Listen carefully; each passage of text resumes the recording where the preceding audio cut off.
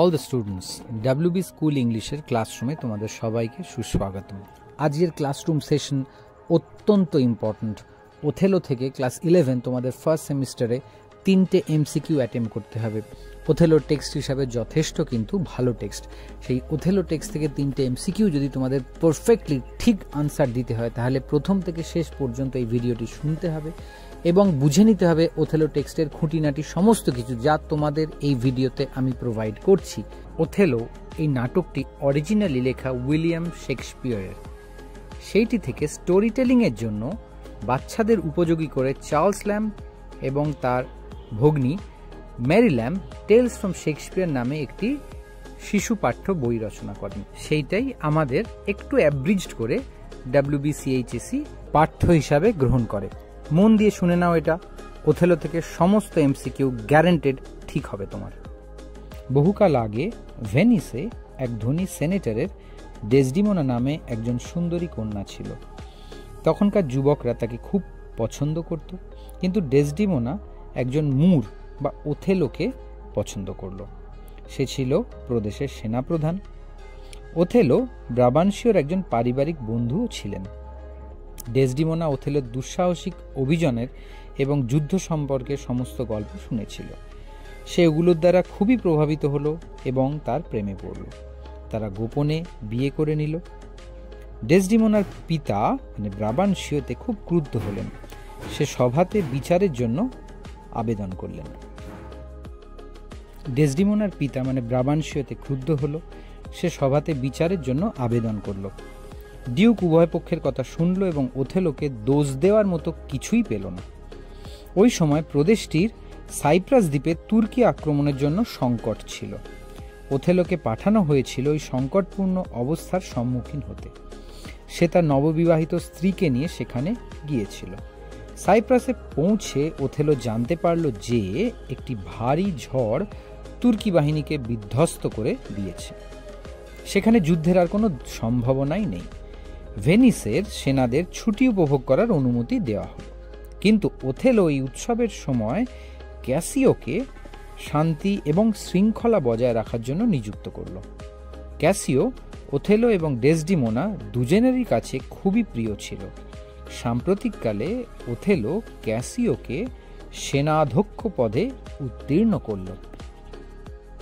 যাই হোক, অন্য একজন উচ্চ পদস্থ ব্যক্তি ইয়াগো ক্যাসিওর এই উত্তরণকে পছন্দ করল না। সে নিজেই একজন দৃঢ় প্রতিযোগী ছিল। ইয়াগো ওথেলোর প্রতি ঈর্ষান্বিত ছিল।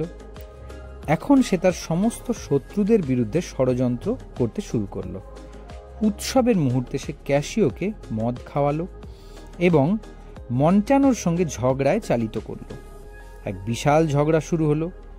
ইয়াগো প্রাসাদের ঘণ্টা বাজিয়ে দিল। তৎক্ষণাৎ ওথেলো দৃশ্যে উপস্থিত হলো এবং রেগে ওই মুহূর্তে ক্যাসিওকে পদ থেকে অবনমিত করল। ইয়াগো খেলার এই প্রথম পর্বে জিতে গেল। ইয়াগো ইতিমধ্যে ক্যাসিওর বিশ্বাস জিতে নিয়েছিল, যেহেতু সে ক্যাসিওর জন্য ক্ষমা প্রার্থনা করার ভান করেছিল। এখন ইয়াগো ক্যাসিওকে প্ররোচিত করল ডেসডিমোনার সঙ্গে সাক্ষাৎ করে তার সাহায্য চাইতে।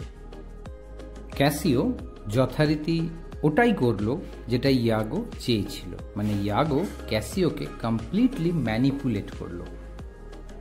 ক্যাসিওর জন্য ডেসডিমোনার দুর্বলতা ছিল, আর যাই হোক ক্যাসিও তাকে সাহায্য করেছিল ওথেলোর সাথে তার প্রণয় চলাকালীন। ডেসডিমোনা ওথেলোর কাছে প্রার্থনা করল ক্যাসিওকে ক্ষমা করতে এবং তার পদ ফিরিয়ে দিতে, মানে লিউটেন্যান্ট পদ। কিন্তু ওথেলো ডেসডিমোনার এই ব্যাপারে হস্তক্ষেপ পছন্দ করল না। ইতিমধ্যেই ইয়াগো ডেসডিমোনা এবং ক্যাসিওর গোপন প্রণয় সম্পর্কের কথা ওথেলোকে বুঝিয়ে দিয়েছে। ওথেলো ইয়াগোর কথা বিশ্বাস করতে শুরু করল। এবার ওথেলো গভীর মানসিক এক দ্বন্দ্বে ভুগতে থাকল। ইয়াগো ডেসডিমোনার কাছে থাকা ওথেলোর রুমালটি পাওয়ার ব্যবস্থা করল এবং ক্যাসিওর আসার পথে ফেলে দিল, মানে রেখে দিল। তখন ইয়াগো ওথেলোকে ক্যাসিও এবং ডেসডিমোনার মধ্যে অবৈধ প্রণয়ের নিশ্চিত প্রমাণ দিল, মানে রুমালটিকে প্রমাণ হিসাবে উপস্থাপন করল। ইয়াগো ক্যাসিওর প্রতি ডেসডিমোনার দুর্বলতার ইঙ্গিত করে ওথেলোর মনে সন্দেহের বীজ বপন করলো, মানে ওথেলোকে সাসপিশিয়াস করে দিল। ওথেলো ডেসডিমোনার বিশ্বাসঘাতকতার প্রমাণ দাবি করায় ইয়াগো জানায় যে সে ক্যাসিওকে দেখেছে ডেসডিমোনার রুমাল ব্যবহার করতে। যথেষ্ট সন্ধিয়ান হয়ে ওথেলো প্রতিশোধ নেওয়ার অঙ্গীকার করল। যখন ওথেলো ডেসডিমোনার কাছে তার প্রেমের প্রথম উপহারস্বরূপ দেওয়া রুমালটি চেয়ে বসে, ডেসডিমোনা সেটি দিতে ব্যর্থ হয়। সেজন্য ওথেলো ডেসডিমোনার অপরাধ সম্পর্কে নিশ্চিত হয়ে তাকে হত্যা করে। ঠিক এই মুহূর্তে আহত এক রক্তাক্ত অবস্থায় ক্যাসিও উপস্থিত হয়। ক্যাসিওকে যে আক্রমণ করেছিল তার পকেট থেকে উদ্ধার হওয়া চিঠিপত্র থেকে ওথেলো আবিষ্কার করেন যে ডেসডিমোনা ও ক্যাসিও সম্পূর্ণ নির্দোষ। তারা সকলেই ইয়াগোর জঘন্য ষড়যন্ত্রের শিকার। ওথেলো মানসিকভাবে বিপর্যস্ত হয়ে আত্মহত্যা করে। ইয়াগোকে কঠিন নির্যাতন সহ মৃত্যুদণ্ডে দণ্ডিত করা হয় এবং গল্পটি এখানেই শেষ হয়। তাহলে স্টুডেন্টস, তোমরা স্ক্রিন পজ করে গোটা নাটকটার সামারিটা আরও 1 থেকে 2 বার ভালোভাবে পড়ে নাও। Next video which is coming soon within this week, there will be MCQs। আমি ওথেলো থেকে যা যা MCQ তোমাদের আসতে পারে সমস্ত আমি করিয়ে দেব। Stay connected with WB school English. আর পরিশ্রমের কোনো বিকল্প হয় না, জাস্ট লেটস স্টার্ট ইট। হ্যাঁ, শুনতে অবাক লাগলেও এটাই ঠিক, ইট ডাজন্ট এন্ড হিয়ার। এবার তোমার কাজ শুরু, so let's start it. Okay.